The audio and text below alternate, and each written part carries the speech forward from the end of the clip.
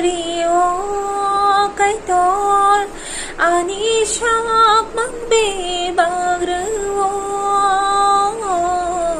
ang lobo o sobray ani lang magbibag ruwo ang sariwa kay ton ani siyak magbibag